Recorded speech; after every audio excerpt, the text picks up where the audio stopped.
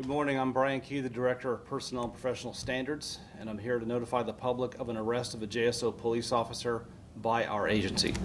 This morning, Officer John Burgos was arrested on 1 count of false imprisonment, a third-degree felony, and 1 count of battery, which is a first-degree misdemeanor.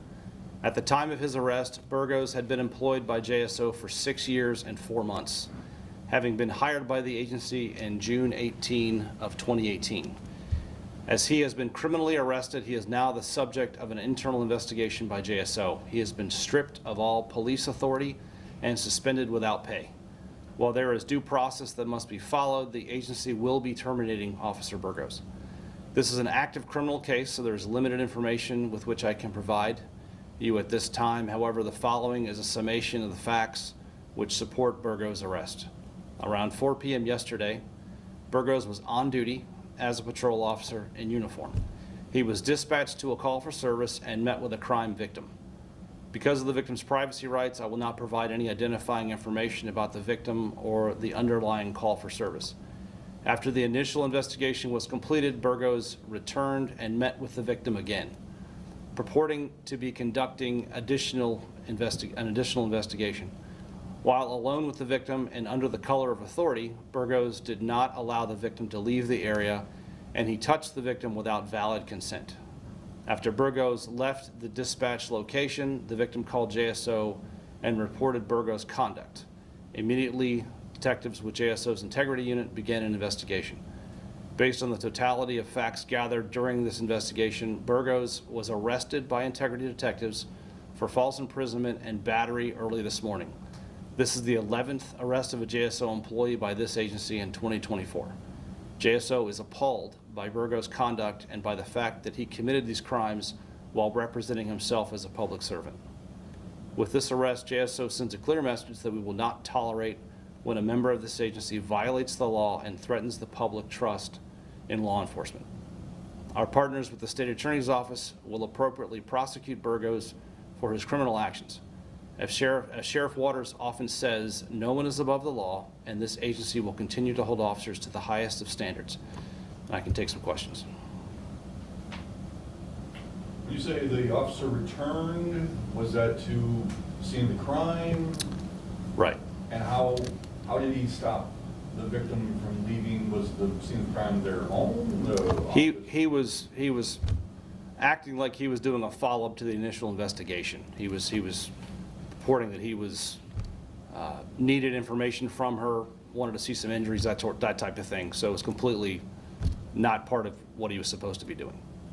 How can a victim tell in the future that that's how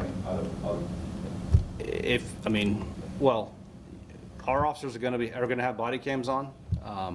If you don't see a body camera, or you think that something does not seem right, you can always call us at the station.